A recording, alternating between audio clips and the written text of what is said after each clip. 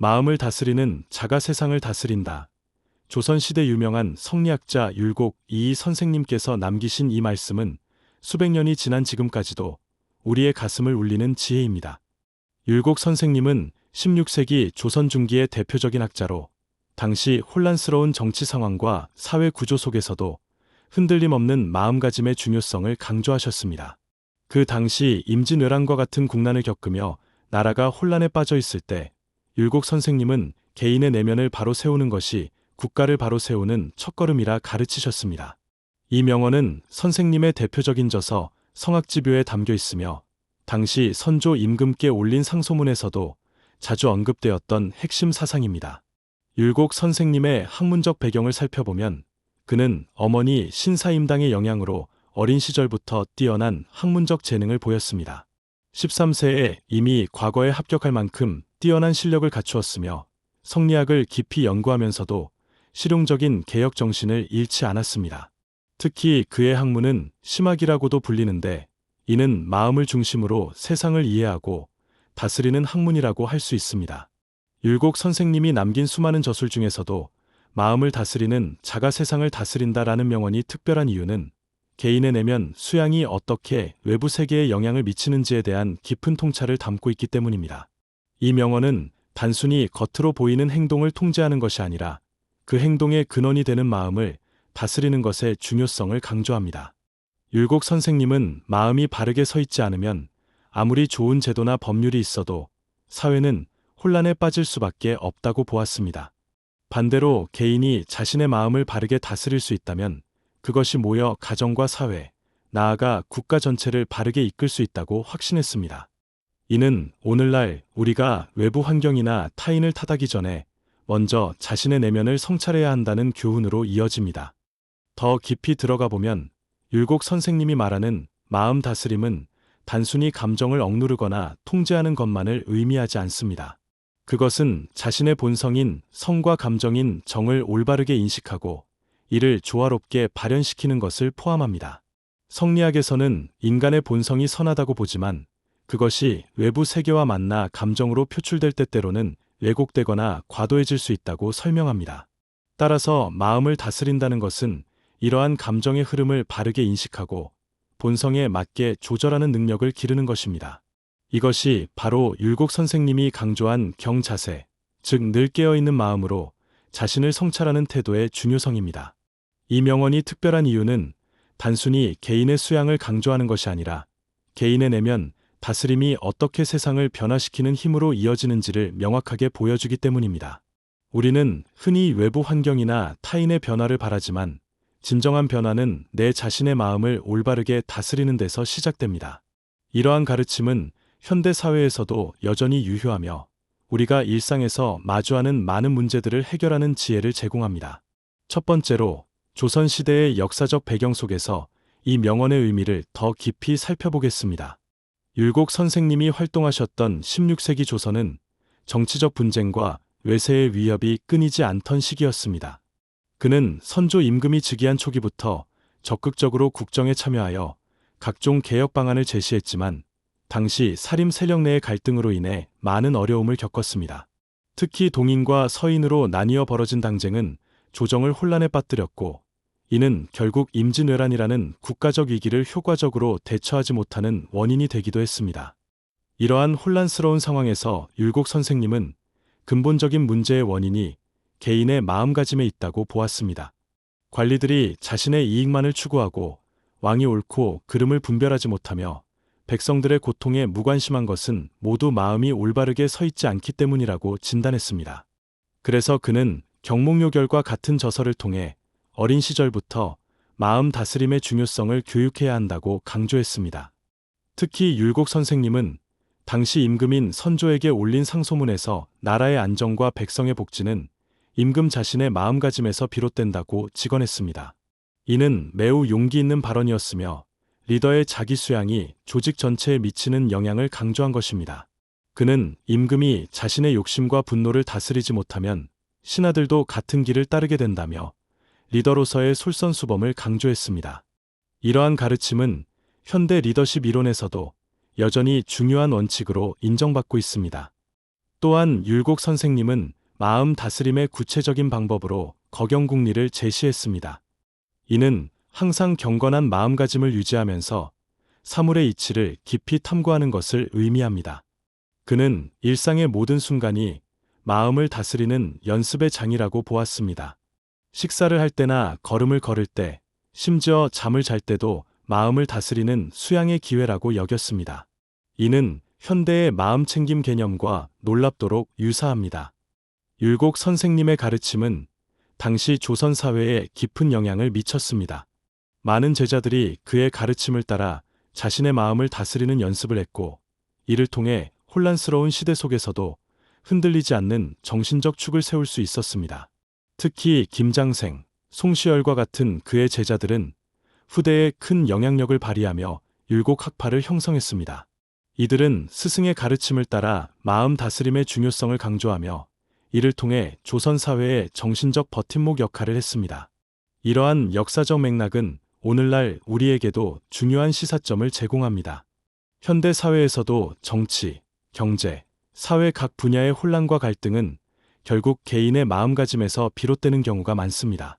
회사에서 발생하는 부정부패나 직장 내 괴롭힘, 가정 내 갈등, 이웃 간의 다툼 등 많은 문제들이 자신의 마음을 다스리지 못하는 데서 발생합니다.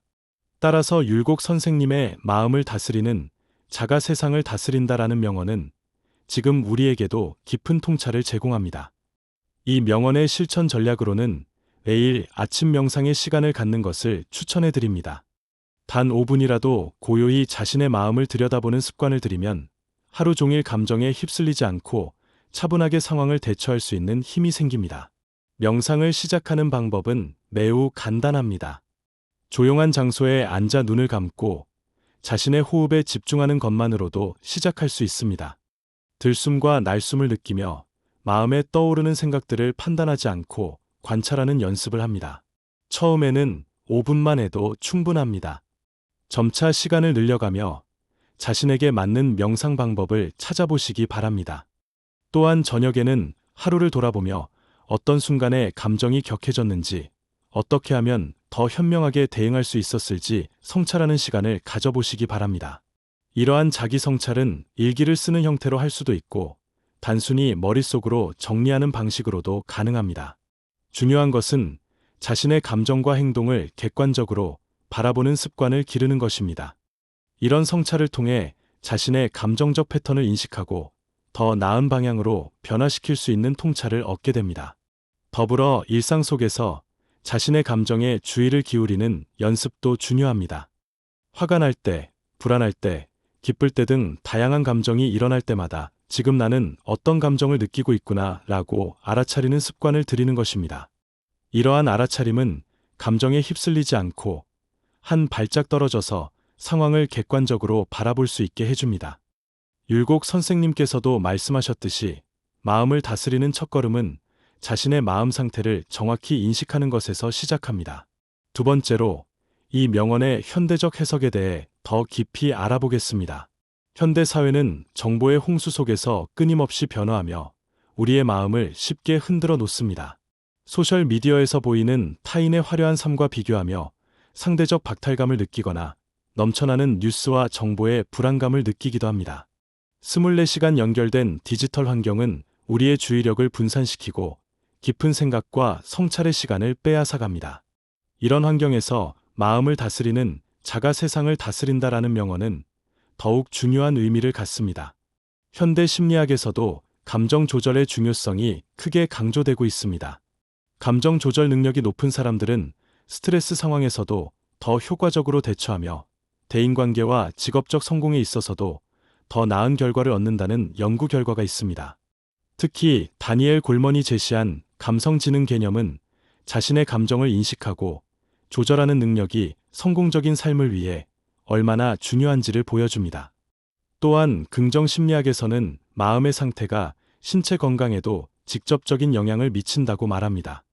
스트레스와 부정적 감정은 면역 체계를 약화시키고 다양한 질병의 위험을 증가시키는 반면 긍정적인 마음 상태는 건강을 증진시키고 수명까지 연장시킬 수 있다는 연구 결과가 있습니다. 이는 율곡 선생님이 400년 전에 이미 강조했던 마음과 몸의 밀접한 연관성을 과학적으로 증명하는 사례입니다. 현대 기업 환경에서도 마음 챙김 리더십이 중요한 개념으로 부상하고 있습니다. 구글, 애플, 인텔과 같은 세계적인 기업들이 직원들에게 명상과 마음 챙김 프로그램을 제공하는 이유는 이것이 창의성과 생산성을 높이는 동시에 직원들의 스트레스를 줄이고 웰빙을 증진시키기 때문입니다. 이는 율곡 선생님이 강조한 마음 다스림이 현대 기업 환경에서도 여전히 유효하다는 것을 보여줍니다. 교육 분야에서도 사회 정서적 학습이 중요한 교육 과정으로 자리 잡고 있습니다. 이는 아이들에게 단순한 지식 전달을 넘어 자신의 감정을 인식하고 조절하는 능력, 공감 능력, 건강한 관계 형성 능력 등을 가르치는 것입니다. 이러한 교육은 학업 성취뿐만 아니라 평생 동안의 정서적 건강과 사회적 성공을 위한 토대가 됩니다. 이는 어린 시절부터 마음 다스림의 중요성을 강조했던 율곡 선생님의 교육 철학과 맥을 같이 합니다. 현대적 의미에서 마음을 다스린다는 것은 부정적 감정을 억누르는 것이 아니라 그것을 인식하고 적절하게 표현하며 상황에 맞게 조절하는 능력을 말합니다.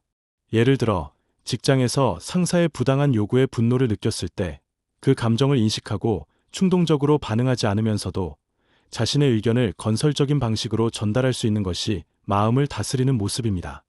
또한 디지털 기기 사용이 늘어난 현대 사회에서는 끊임없는 알림과 자극으로부터 자신의 주의력을 지키는 것도 마음 다스림의 중요한 부분입니다. 이러한 현대적 해석은 결국 율곡 선생님이 말씀하신 본질적 가르침과 맞닿아 있습니다. 외부 환경이나 타인을 통제하려 애쓰기보다 자신의 반응과 태도를 조절하는 것이 진정한 힘이라는 것입니다. 이를 실천하기 위한 전략으로는 디지털 디톡스 시간을 정하는 것을 추천합니다. 매일 특정 시간대, 예를 들어 저녁 7시부터 9시까지는 휴대폰과 컴퓨터를 멀리하고 가족과의 대화나 독서, 산책 등 자신만의 시간을 가지는 것입니다. 이런 시간은 하루 종일 흩어졌던 마음을 모으고 자신을 돌아볼 수 있는 소중한 기회가 됩니다. 또한 감정 일기를 쓰는 것도 도움이 됩니다.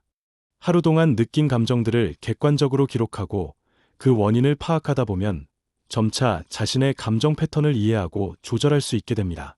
감정 일기를 쓸 때는 특별한 형식이 필요 없습니다. 단순히 오늘 나는 어떤 감정을 느꼈는가, 무엇 때문에 그런 감정이 일어났는가, 그 감정에 어떻게 반응했는가, 다음에는 어떻게 대응하면 좋을까 정도의 질문에 답하는 방식으로 시작할 수 있습니다. 이러한 성찰이 쌓이면 자신의 감정적 패턴과 트리거를 더 잘 이해하게 되고 결과적으로 더 효과적으로 마음을 다스릴 수 있게 됩니다. 그리고 명상 앱이나 마음 챙김 관련 책을 활용하는 것도 좋은 방법입니다. 현대 기술의 발달로 이제는 언제 어디서나 전문가의 안내를 받으며 명상을 할 수 있게 되었습니다. 명상이 낯설거나 어렵게 느껴진다면 이런 도구들을 활용하여 점차 자신만의 명상 습관을 형성해 보시기 바랍니다. 앱을 통한 명상은 5분, 10분부터 시작할 수 있어 시간이 부족한 현대인들에게 특히 적합합니다. 세 번째로 이 명언과 관련된 감동적인 역사적 사례를 더 자세히 소개해 드리겠습니다. 임진왜란중 의병장으로 활약한 곽재우 장군의 이야기는 마음 다스림의 힘을 보여주는 좋은 예입니다. 1592년 일본군이 조선을 침략했을 때 관군은 연이어 패배하고 조정은 혼란에 빠졌습니다. 많은 관리들이 자리를 버리고 도망쳤고 백성들은 공포에 떨며 뿔뿔이 흩어졌습니다. 이런 극도의 혼란 속에서 경상도 유령 지역의 선비였던 곽재우는 자신의 마음을 다스려 용기를 내어 의병을 일으켰습니다. 그는 평소 율곡 선생님의 학문을 깊이 연구했던 사람으로 국가의 위기 앞에서 나의 두려움과 불안에 휩쓸리면 아무것도 할 수 없다. 먼저 내 마음을 바로 세워야 한다는 신념을 가지고 있었습니다. 그는 자신의 재산을 털어 무기를 마련하고 주변의 농민과 선비들을 모아 의병을 조직했습니다. 특히 인상적인 것은 그의 리더십 방식이었습니다. 그는 엄격한 군유를 통해 의병들의 마음가짐부터 바로 세우고자 했습니다. 약탈과 폭력을 일삼는 의병은 왜군과 다를 바 없다며 의병들에게 높은 도덕적 기준을 요구했습니다. 그 결과 곽재우의 의병은 다른 의병들과 달리 백성들의 전폭적인 지지를 받을 수 있었고, 이는 곧 군사적 성공으로 이어졌습니다. 그의 가장 유명한 전투는 의령 토평 전투입니다. 수적으로 열세임에도 불구하고 그는 의병들의 사기를 북돋우며 두려움은 내 마음이 만들어내는 것일 뿐 실제 상황은 우리가 이길 수 있다고 격려했습니다. 실제로 그는 뛰어난 전략과 용맹함으로 이 전투에서 승리했고 이후 여러 전투에서도 승리를 거두며 경상도 지역을 지키는데 크게 기여했습니다. 곽재우 장군의 사례는 개인의 마음 다스림이 어떻게 주변 환경에 영향을 미치고 나아가 역사의 흐름까지 바꿀 수 있는지를 보여줍니다. 그는 극도의 혼란과 공포 속에서도 자신의 마음을 흔들리지 않게 지켜냄으로써 많은 사람들에게 용기와 희망을 주었고 결과적으로 나라를 구하는 데 일조했습니다. 또 다른 감동적인 사례는 정약용 선생님의 이야기입니다. 조선 후기의 대표적인 실학자였던 정약용 선생님은 정치적 탄압으로 18년이라는 긴 세월을 유배지에서 보내야 했습니다. 정조 임금의 신임을 받으며 여러 개혁 정책을 추진했던 그는 정조 임금이 승하한 후 정치적 반대 세력에 의해 천주교 신자라는 이유로 유배를 당하게 됩니다. 유배는 당시로서는 극도의 고통과 절망을 의미했습니다. 가족과 떨어져 외딴 곳에서 생활해야 했고 언제 사형에 처해질지 모르는 불안 속에서 살아야 했습니다. 그러나 정약용 선생님은 이런 극한 상황에서도 자신의 마음을 다스려 학문 연구에 전념했습니다. 그는 유배지에서 비록 몸은 유배지에 묶여 있을지라도 마음만큼은 자유롭게 지켜야 한다는 신념을 가지고 있었습니다. 그 결과 그는 유배 기간 동안 목민심서, 경세유표, 흠음신서 등 500여 권에 달하는 방대한 저술을 남겼습니다. 이 책들은 조선 후기 실학의 집대성이라고 평가받으며 오늘날까지도 학문적으로 큰 가치를 인정받고 있습니다. 특히 목민심서는 지방관리가 어떻게 백성을 다스려야 하는지에 대한 실용적인 지침서로 오늘날 공직자의 윤리교육에도 활용될 정도로 현대적 가치를 지니고 있습니다. 정약용 선생님의 삶은 외부 환경에 상관없이 자신의 마음을 다스려 위기를 기회로 전환한 대표적인 사례입니다. 그는 유배라는 극한 상황에서도 자신의 분노와 원망, 절망감을 다스려 오히려 더 깊이 있는 학문 연구에 몰두했습니다. 그가 남긴 글들에는 역경은 마음을 다스리는 최고의 스승이다 라는 통찰이 담겨 있습니다. 실제로 그는 유배 생활 중에 다산초당이라는 작은 집에서 제자들을 가르치며 학문의 전수에도 힘썼습니다. 그의 제자들은 스승의 굳건한 정신과 마음 다스림의 태도를 배우며 후대에 그의 학문을 널리 전파했습니다. 정약용 선생님의 사례는 현대를 살아가는 우리에게도 큰 울림을 줍니다. 인생에서 어떤 어려움과 역경이 닥치더라도 그것을 받아들이는 우리의 마음가짐에 따라 결과가 완전히 달라질 수 있음을 보여주기 때문입니다.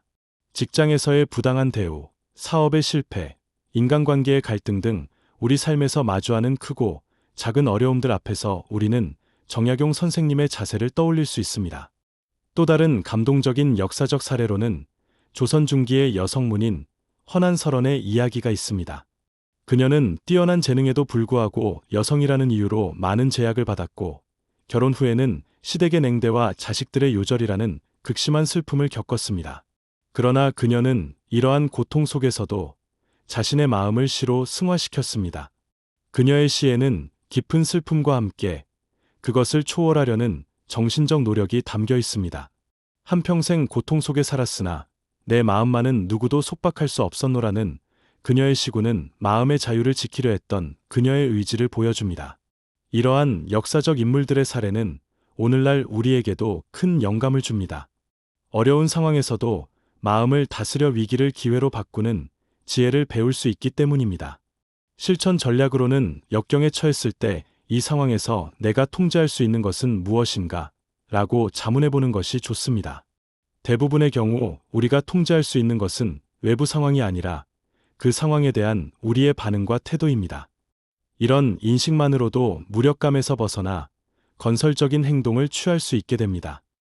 또한 어려운 상황에 처했을 때 과거의 역경을 극복한 경험을 떠올려보는 것도 도움이 됩니다. 우리 모두는 살면서 크고 작은 어려움을 이겨낸 경험이 있습니다. 그때 어떻게 마음을 다스리고 문제를 해결했는지 기억해보면 현재의 어려움도 극복할 수 있다는 자신감을 얻을 수 있습니다. 이는 정약용 선생님이 유배지에서 어린 시절의 학문적 열정을 떠올리며 자신을 격려했던 것과 같은 방법입니다. 더불어 어려움을 겪을 때는 주변의 지지 체계를 활용하는 것도 중요합니다. 정약용 선생님도 유배지에서 가족들의 편지와 제자들의 방문으로 큰 위로를 받았습니다. 현대 사회에서는 가족, 친구, 멘토, 전문 상담사 등 다양한 지지 체계를 활용할 수 있습니다. 다만 중요한 것은 도움을 구하는 것이 나약함의 표시가 아니라 오히려 자신의 마음을 현명하게 다스리는 지혜라는 점입니다. 네 번째로, 이 명언이 현대 사회에서 구체적으로 어떻게 적용될 수 있는지 다양한 영역별로 더 깊이 살펴보겠습니다. 직장 생활을 예로 들면 업무 스트레스와 인간관계 갈등은 피할 수 없는 현실입니다. 상사의 부당한 요구나 동료와의 경쟁, 과중한 업무량 등으로 스트레스를 받을 때가 많습니다. 이런 상황에서 마음을 다스리는 자가 세상을 다스린다는 명언을 실천한다면 어떻게 될까요? 먼저, 자신이 느끼는 스트레스와 감정을 인정하고 받아들입니다. 감정을 부정하거나 억누르는 것이 아니라 지금 나는 화가 나 있구나, 또는 지금 나는 불안감을 느끼고 있구나 라고 인식합니다.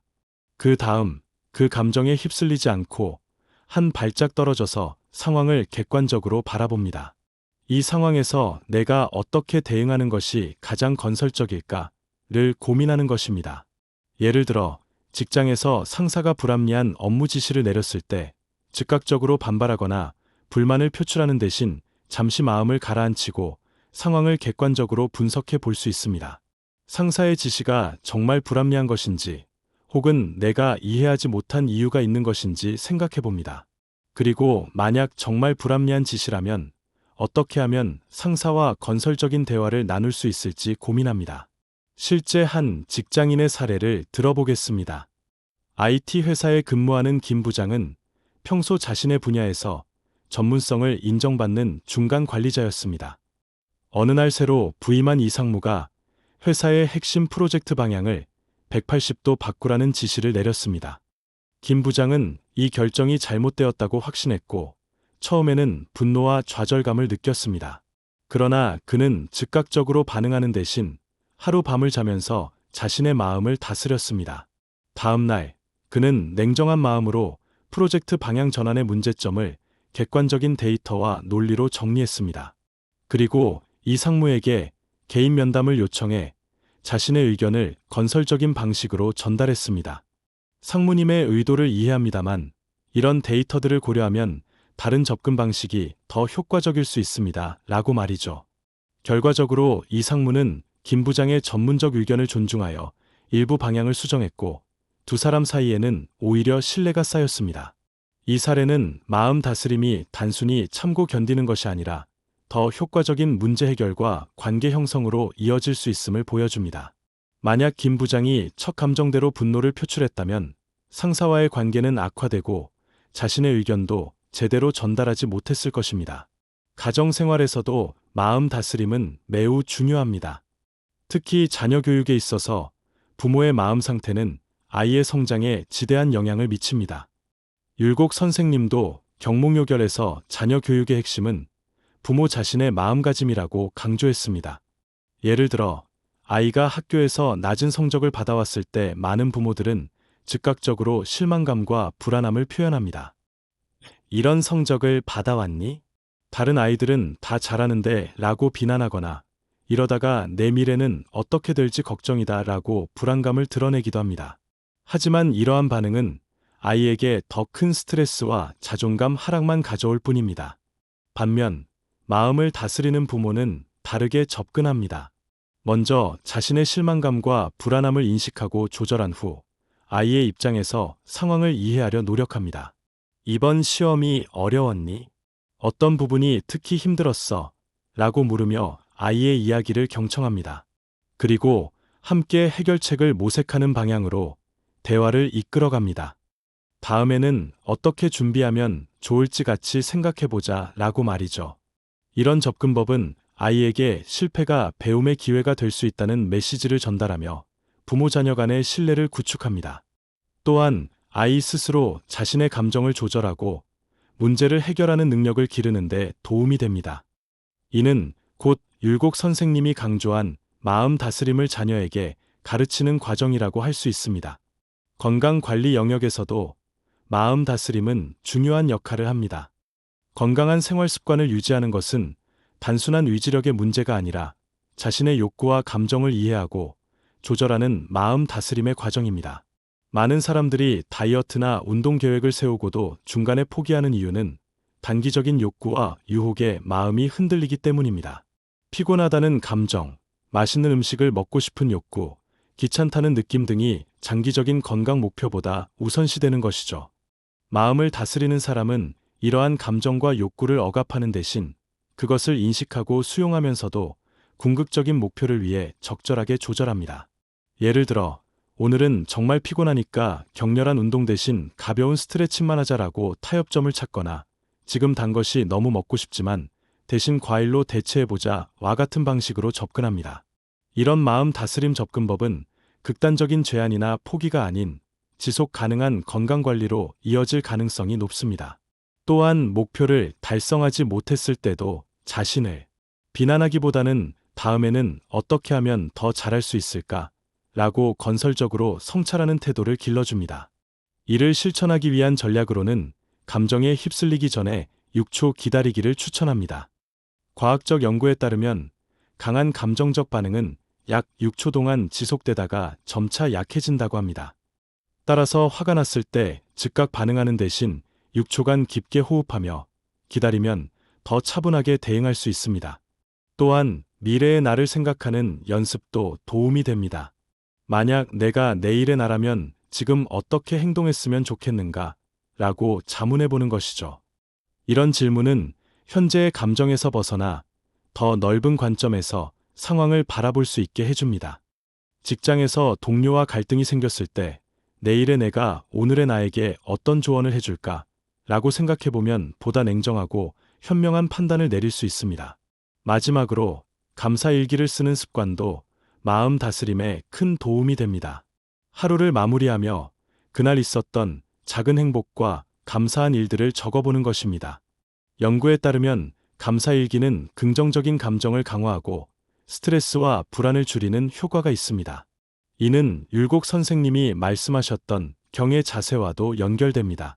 항상 깨어있는 마음으로 주변의 소중함을 알아차리고 감사하는 태도를 기르는 것이죠. 인간관계에서도 마음 다스림은 갈등 해결의 열쇠입니다. 가족, 친구, 직장 동료 등 다양한 관계에서 갈등은 불가피하게 발생합니다. 이때 많은 사람들은 자신의 감정에 휩쓸려 상대방을 비난하거나 반대로 자신의 감정을 억누르고 회피하는 방식으로 대응합니다. 하지만 이러한 방식은 근본적인 문제 해결로 이어지지 않습니다. 마음을 다스리는 사람은 갈등 상황에서 먼저 자신의 감정을 인식하고 조절한 후 상대방의 입장을 이해하려 노력합니다. 그리고 문제 자체에 초점을 맞추어 건설적인 대화를 이끌어냅니다. 예를 들어 배우자와 집안일 분담에 대한 갈등이 있을 때 당신은 항상 집안일을 안 한다와 같은 비난 대신 나는 집안일을 혼자 하느라 지친 느낌이 들어. 우리가 어떻게 하면 더 공평하게 분담할 수 있을까? 라고 자신의 감정과 필요를 표현하는 것입니다. 이러한 접근법은 율곡 선생님이 강조한 서의 정신과도 연결됩니다. 서는 자신의 마음으로 타인의 마음을 헤아리는 것, 즉 공감과 이해의 태도를 의미합니다. 선생님은 내 마음으로 남의 마음을 헤아리면 갈등은 자연히 해소된다고 가르쳤습니다. 이는 현대 심리학에서 말하는 감정지능과 매우 유사한 개념입니다. 특히 디지털 시대에 살고 있는 우리에게 온라인 소통에서의 마음 다스림은 더욱 중요합니다. 소셜미디어나 메신저를 통한 소통은 상대방의 표정과 목소리를 볼 수 없어 오해가 생기기 쉽고 익명성으로 인해 더 공격적인 언어를 사용하게 되는 경향이 있습니다.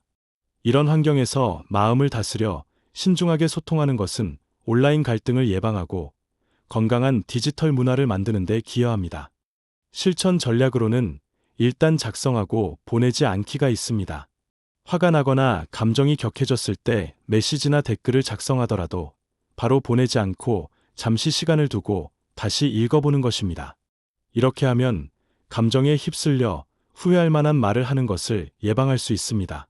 또한 온라인에서 논쟁이 과열되고 있다고 느낄 때는 과연 이 대화가 건설적인 방향으로 가고 있는가? 라고 자문해보고 필요하다면 대화를 잠시 중단하는 용기도 필요합니다. 다섯 번째로, 마음 다스림의 구체적인 방법과 그 효과에 대해 더 깊이 알아보겠습니다. 마음을 다스리는 가장 기본적인 방법 중 하나는 명상입니다. 율곡 선생님도 경의 자세로 마음을 정돈하는 수양법을 강조하셨는데, 이는 현대의 명상과 매우 유사합니다. 명상은 단순히 마음을 비우는 것이 아니라 자신의 생각과 감정을 알아차리고 그것에 휩쓸리지 않는 연습입니다. 명상의 기본 방법은 매우 간단합니다. 조용한 장소에 편안한 자세로 앉아 눈을 감고 자신의 호흡에 집중합니다. 들숨과 날숨을 느끼며 마음에 떠오르는 생각이나 감정이 있더라도 그것을 판단하거나 억누르지 않고 그저 알아차립니다. 그리고 다시 호흡으로 주의를 돌립니다. 처음에는 5분부터 시작해서 점차 시간을 늘려나갈 수 있습니다. 이러한 간단한 명상도 꾸준히 실천하면 놀라운 효과가 있습니다. 과학적 연구에 따르면 정기적인 명상은 스트레스 호르몬인 코르티솔 수치를 낮추고 불안과 우울감을 감소시키며 주의 집중력과 기억력을 향상시킨다고 합니다. 또한 뇌의 전전두엽 피질, 자기조절과 의사결정에 관여하는 영역의 활성화를 촉진하여 감정 조절 능력을 향상시킨다는 연구 결과도 있습니다. 율곡 선생님은 성악지묘에서 이와 유사한 가르침을 남겼습니다. 마음은 물과 같아서 고요할 때는 맑으나 움직이면 탁해진다. 고요함을 유지하면 사물의 본질을 명확히 볼 수 있으나 혼란해지면 판단이 흐려진다. 이는 명상을 통해 마음의 고요함을 유지하면 상황을 더 명확히 파악하고 현명한 판단을 내릴 수 있다는 현대과학의 발견과 일치합니다. 또 다른 마음 다스림 방법으로는 자기대화, 셀프톡의 변화가 있습니다. 우리는 하루에도 수만 가지의 생각을 하는데 그중 많은 부분이 자신에 대한 생각입니다. 나는 왜 이렇게 못하지? 이번에도 실패하면 어쩌지? 다른 사람들은 다 잘하는데 나만 안 돼 등 부정적인 자기대화는 우리의 마음을 흔들고 자신감을 떨어뜨립니다. 율곡 선생님도 이러한 부정적 사고의 위험성을 인식하고 있었습니다. 그는 한번 부정적인 생각이 일어나면 그것이 더 큰 부정적 생각을 불러일으키고 결국 마음의 평화를 해친다고 경고했습니다. 따라서 자기 대화의 패턴을 바꾸는 것이 마음 다스림의 중요한 부분이라고 강조했습니다. 현대 인지행동 치료에서도 이러한 자기 대화의 중요성을 강조합니다. 부정적인 자기 대화를 더 건설적이고 현실적인 대화로 바꾸는 연습을 통해 마음의 안정을 찾을 수 있다고 말합니다. 예를 들어, 나는 이 일을 절대 해낼 수 없어 라는 생각이 들면 이 일은 어렵지만 단계적으로 접근하면 해결할 수 있어 로 바꿔보는 것입니다. 이러한 자기 대화의 변화를 위한 구체적인 전략으로는 증거 찾기가 있습니다. 부정적인 생각이 들면 그것이 정말 사실인지 증거를 찾아보는 것입니다. 대부분의 경우 우리의 부정적 생각은 과장되거나 왜곡된 경우가 많습니다. 또한 재앙화를 피하는 것도 중요합니다. 작은 실수나 실패를 인생 전체의 실패로 확대 해석하지 않고 특정 상황에 국한된 것으로 인식하는 것입니다. 또 다른 마음 다스림 방법으로는 신체 활동이 있습니다. 율곡 선생님도 심신일원론의 관점에서 몸과 마음의 균형을 강조했습니다. 그는 마음이 편안하려면 몸도 건강해야 한다고 말하며 적절한 운동과 휴식의 중요성을 가르쳤습니다. 현대 과학도 이를 뒷받침합니다. 규칙적인 운동은 스트레스 호르몬을 감소시키고 세로토닌과 엔도르핀 같은 기분 좋은 호르몬을 증가시킵니다. 또한 운동은 뇌의 전두엽 충동 조절에 중요한 영역의 혈류를 증가시켜 마음 다스림 능력을 향상시킵니다. 누구나 쉽게 실천할 수 있는 신체 활동으로는 걷기가 있습니다. 하루 30분 정도 자연 속을 걷는 것만으로도 스트레스가 현저히 감소하고 정신적 선명함이 증가한다는 연구 결과가 있습니다. 또한 요가, 태극권과 같은 마음몸 접근법도 마음 다스림에 효과적입니다. 이러한 활동은 몸의 움직임과 호흡, 마음의 집중을 통합하여 현재에 집중하는 능력을 기릅니다. 마음 다스림의 또 다른 중요한 측면은 경계 설정입니다. 율곡 선생님도 예의 개념을 통해 적절한 경계 설정의 중요성을 강조했습니다. 그는 사람이 모든 일과 감정에 다 응할 수는 없으니 마음의 경계를 명확히 하여 무엇을 받아들이고 무엇을 거절할지 알아야 한다고 가르쳤습니다. 현대 사회에서 우리는 끊임없는 요구와 정보의 홍수 속에 살고 있습니다. 이메일, 메신저, 소셜미디어 등을 통해 항상 연결되어 있으며 이로 인해 마음의 평화를 유지하기 어려워졌습니다. 따라서 자신의 에너지와 시간을 보호하기 위한 경계 설정이 더욱 중요해졌습니다. 경계 설정의 구체적인 방법으로는 아니오라고 말하는 연습이 있습니다. 모든 초대, 요청, 기회에 다 응할 필요는 없습니다. 자신의 우선순위와 가치에 맞지 않는 것들에는 정중하게 거절하는 법을 배우는 것이 중요합니다. 또한 디지털 경계를 설정하는 것도 필요합니다. 특정 시간대에는 이메일이나 메신저를 확인하지 않고 알림을 끄는 등의 방법으로 마음의 공간을 확보할 수 있습니다. 마음 다스림의 효과는 개인의 3전반에 걸쳐 나타납니다. 먼저, 정서적 안정감이 증가합니다. 자신의 감정을 잘 조절할 수 있게 되면 불안, 우울, 분노와 같은 부정적 감정에 덜 휩쓸리게 됩니다. 이는 전반적인 삶의 만족도와 행복감 증가로 이어집니다. 또한 대인관계의 질이 향상됩니다. 자신의 감정을 잘 다스리는 사람은 타인과의 갈등 상황에서도 더 효과적으로 대응할 수 있습니다. 충동적인 반응이나 과도한 감정 표현을 자제하고 상대방의 입장을 이해하려는 노력을 기울이기 때문입니다. 이는 더 깊고 만족스러운 인간관계를 형성하는 데 도움이 됩니다. 직업적 성공에도 마음 다스림은 중요한 역할을 합니다. 스트레스가 많은 상황에서도 침착함을 유지하고 장기적인 목표를 위해 단기적인 충동을 조절할 수 있는 능력은 직장에서의 성과와 리더십에 긍정적인 영향을 미칩니다. 실제로 많은 성공한 비즈니스 리더들이 명상과 같은 마음 다스림 기법을 자신의 일상에 통합하고 있습니다. 신체 건강 측면에서도 마음 다스림은 큰 이점을 가져옵니다. 스트레스와 부정적 감정은 면역 체계를 약화시키고 심장병, 고혈압, 당뇨병과 같은 만성질환의 위험을 증가시킵니다. 반면 마음을 잘 다스리는 사람들은 이러한 질환의 위험이 낮고 회복력이 더 높다는 연구 결과가 있습니다. 마지막으로 마음 다스림은 창의성과 문제 해결 능력을 향상시킵니다. 마음이 평온할 때 우리는 더 넓은 시각으로 문제를 바라보고 다양한 해결책을 모색할 수 있습니다. 또한 내면의 직관과 지혜에 더 잘 접근할 수 있게 되어 더 창의적이고 혁신적인 아이디어를 떠올릴 수 있습니다.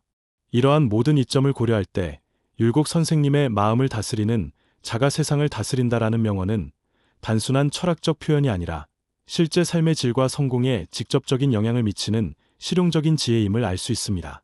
실천 전략으로는 마음 다스림을 일상화하는 것이 중요합니다. 특별한 시간을 따로 마련하는 것도 좋지만 일상의 모든 순간이 마음 다스림의 기회가 될 수 있습니다. 출퇴근길, 식사 시간, 잠들기 전 등 일상의 작은 틈새를 활용하여 자신의 마음 상태를 알아차리고 조절하는 연습을 할 수 있습니다. 또한 소소한 성공 경험을 쌓아가는 것도 중요합니다. 처음부터 완벽하게 마음을 다스리려 하기보다는 작은 상황에서 성공 경험을 쌓아 점차 확장해 나가는 것이 효과적입니다. 예를 들어 아침 출근길 교통체증에서 마음의 평정을 유지하는 것부터 시작하여 점차 더 도전적인 상황에서도 마음을 다스릴 수 있게 되는 것입니다. 더불어 마음 다스림의 여정을 기록하는 것도 도움이 됩니다. 자신이 어떤 상황에서 마음이 흔들리는지, 어떤 방법이 효과적이었는지 등을 기록하면 자신만의 패턴을 파악하고 더 효과적인 전략을 개발할 수 있습니다. 이는 율곡 선생님이 강조한 자기 성찰의 현대적 실천 방법이라고 할 수 있습니다. 마지막으로 다른 사람들과 함께 마음 다스림의 여정을 나누는 것도 좋은 방법입니다. 명상 모임, 독서 토론회, 온라인 커뮤니티 등을 통해 비슷한 가치관을 가진 사람들과 경험과 지혜를 나누면 서로에게 동기부여가 되고 더 깊은 통찰을 얻을 수 있습니다. 이처럼 율곡 선생님의 마음을 다스리는 자가 세상을 다스린다라는 명언은 조선시대를 넘어 현대에도 깊은 울림을 주는 보편적 진리를 담고 있습니다. 외부 환경이나 타인을 통제하려는 시도 대신 자신의 마음을 바르게 다스리는 것이 진정한 변화의 시작점임을 일깨워주기 때문입니다. 우리가 살아가는 현대사회는 빠른 변화와 복잡성, 불확실성이 특징입니다. 이러한 환경에서 흔들리지 않는 내면의 축을 세우는 것, 즉 마음을 다스리는 능력은 그 어느 때보다 중요해졌습니다. 율곡 선생님의 지혜는 400년이 지난 지금도 여전히 우리에게 소중한 지침을 제공하고 있습니다. 여러분들은 지금까지 살아오면서 마음이 흔들렸던 순간들이 있으셨을 것입니다. 중요한 시험이나 면접을 앞두고 불안했던 순간, 누군가의 말 한마디에 상처받고 분노했던 순간, 미래에 대한 불확실성으로 밤잠을 설쳤던 순간들 말입니다.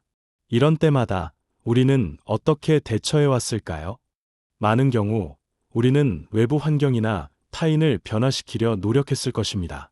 시험이 쉬웠으면, 그 사람이 그런 말을 하지 않았더라면, 앞날이 더 확실했더라면 하고 말이죠. 하지만 율곡 선생님의 가르침은 우리에게 다른 접근법을 제시합니다. 외부가 아닌 내면에 초점을 맞추라는 것입니다. 외부 환경은 우리가 통제할 수 없는 경우가 많지만 그 환경을 바라보고 반응하는 우리의 마음은 통제할 수 있습니다.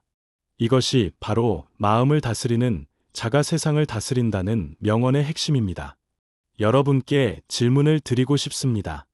최근에 여러분의 마음을 크게 흔들었던 사건이나 상황은 무엇인가요?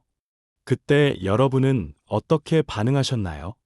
그리고 만약 율곡 선생님의 가르침을 적용한다면 어떻게 다르게 대응할 수 있을까요? 잠시 시간을 내어 이 질문들에 대해 생각해 보시기 바랍니다. 마음 다스림은 평생의 여정입니다. 하루아침에 완벽해질 수 있는 것이 아니라 매일매일의 작은 노력과 연습을 통해 점차 발전해 나가는 것입니다.